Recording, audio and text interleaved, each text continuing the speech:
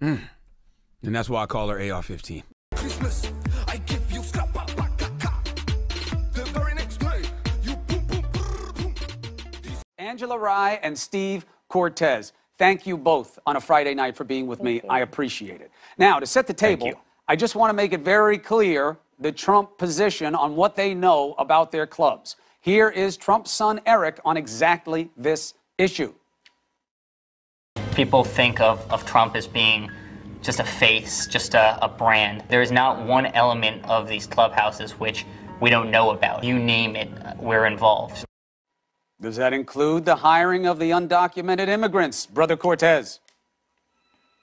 I don't think so. Look, I'm very glad and heartened that the president, as president now, wants to be a driver of a solution to this problem, but I won't mince words. His organization was part of the problem, and there's no way around that. And in that regard... Is part of the problem. No, well, no, they're cleaning it up right now, so I don't think we can say it in present tense. Is part of the problem. As long as they have undocumented workers, he can't be out there touting the fears of the brown menace. Chris, I am conceding to you that they were part of the problem, clearly. And in this regard, unfortunately, to them, to their discredit as an organization, they were a little different from Business in America. Business in America has loved illegal immigration. It has always at least tacitly approved of illegal immigration. Why? Because they want an endless flow of cheap labor into this country. It works great for big business, but it's terrible for American workers. The president has recognized that and has been the voice of the forgotten workers who want wages to rise because they shouldn't have to compete in the market against an endless flow of millions upon millions of illegal workers. Why would you vote for him on that basis, Angela Rye, when you know he is doing the exact thing he says should? And I didn't say you voted for him. I'm saying, why would someone vote for President Trump about this to be your protector from a problem that he is preferring over American workers?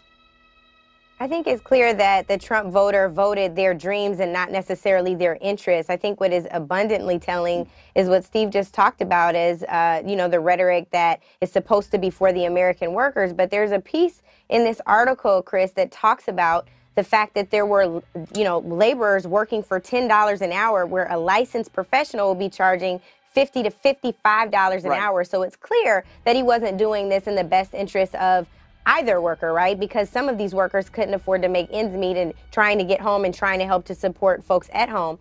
I think the other thing that's really interesting, and I can't wait for the Trump tweet on this, he said that we would hire American. Well, now we know that he's expanded his definition, that hire American includes Central and South America. That's what he meant. Well, look, he hasn't responded yet, Steve, and that tells us something. Ordinarily, you take a shot across the bow of the president, you're going to get the boat turning about, and here comes the cannon fire. Not a word about this. No, and I think, Chris, that's because, again, this is a problem. I'm not trying to sugarcoat it. I'm not trying to shine this sneaker. This is really problematic. However, where do we go from here? I mean, that's the question. Where does the country go? Well, let's deal. Why don't we deal with him as the test case, though, Steve? I was thinking about this today. Why doesn't he take on his own reality as the test case and say, here's what I'm going to do. Here's the penalty I'm going to pay because here's what I did, and I'm going to set the standard. I'm not going to duck it. I'm not going to pretend this didn't happen and then call fake news or do some other BS, however he decides to respond to it. I did it. It was wrong. I lied about it, and here's what I'm going to pay as a penalty. Well, hold on. He didn't lie. Now that's where I'm going to disagree with you. He didn't lie about it. All right. Do you think that Donald Trump himself, the head of the Trump organization, do you think that he was hiring greenskeepers and maids? Now, listen, it's still on his watch. It's still in the law. We call it. Hold on. Oops, excuse me. That's my kids. Respondeat superior. That's the president. Hold on. Let me take it. Look, you admit it? Thank you. Listen, it's still Steve, his organization. In the law, it is respondeat superior. I understand. It's your business. You've got to own what it does. And he has told the American people time and time again that they shouldn't be done. And that is a lie by omission. It is a lie by omission because he was doing the exact thing he said should not be done, and he did not disclose. That is a lie by omission. It's deception. It's not a lie by omission. I am very confident. It's deception. I'm very confident that he didn't know this was going on. Says it is a lie by omission. He's very sorry. He's not going to do it again. All right, I got to go. I got to finish the show.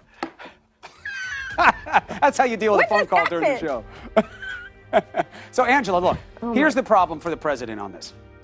Here's what it is. Let's just tee it up. And then you got to tell me how the Democrats deal with this because everybody's in a hole on this issue right now.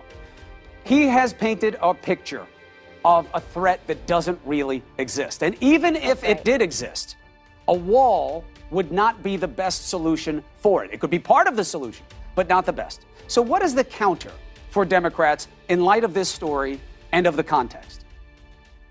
Well, there are two anecdotal, pieces or facts from this particular story. One was the man who scaled the 10-foot wall to get into this country. So that demonstrates that the physical barrier is not sufficient, right? The other piece is there was a gentleman who worked on a cruise line and got off the cruise ship and got papers to go to work at Trump's golf course. That's another example of a port of entry that he's not even discussing, that he's not even talking about. And I think that's something we have to pay attention to. We talked about E-Verify. Only 3 of his 12 golf courses are using the E-Verify system. You cannot preach to the choir to do something that you're not even willing to do in your own businesses. And you talked about him paying penalties. Chris, he won't even pay his taxes. He's not paying you penalties. Well, I'm saying he could use himself as an example, Steve. It could be a teachable moment, not to borrow from Obama. Sure. Listen, it's disingenuous, though, when you say that the wall is not at least part of the solution. No, I said it could be part. Nobody. I said could be part. Okay, but nobody has argued. Nobody's argued that it's a panacea. Nobody argues that alone solves our elite. No, he has not. Problems. That's what he says all the time. No, he said it will solve the problem at the southern border. He has never said that it will solve the entirety of the illegal immigration. I just told you about somebody who scaled a wall. Whether you agree or not, Customs and Arizona. Well, because it wasn't good enough or big enough. DHS have never said the wall is their top priority. Never.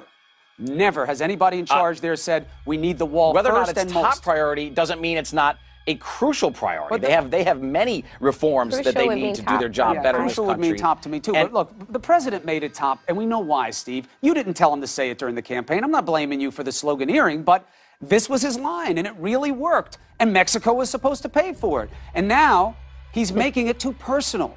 He's making this about his promise and protecting him with the base.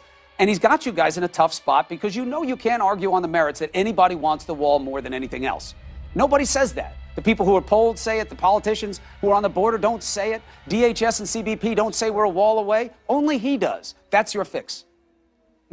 No, he has not said we're a wall away from the fix. That's just not true. It is a really important tool. It's a vital tool in getting control of the illegal immigration system in this country, among many other tools, and E-Verify, perhaps, the most important of all. I agree. That should be nationwide. It certainly should be Trump organization-wide. All right. That's important. Steve. Right. Last word to you, Angela. I just have one question. How tall? No, I don't even have a last statement. It's the last question. How tall must the wall be to prevent anyone scaling it?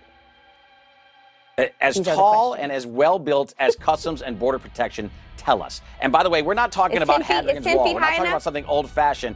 We're talking about something with anti-tunneling technology underneath, something that's very tall, extremely hard to climb, with technology. Something like SBI with sensors and cameras and monitors. Something like they have in Israel, which has proven to be 99% effective, according to our own Department of Homeland Security in Israel. That wall is armed, by the way. So it's a little bit of a different situation. Right. They're dealing with an existential crisis. So it's a little different. I thank you both for this. Wait, there's the president again. I'm going to have to put him on hold. I can't have my phone ringing all show long. I can't have the phone ringing off the hook. Steve, Angela, be well and thank you. Have a good weekend. Christmas, I give you scrap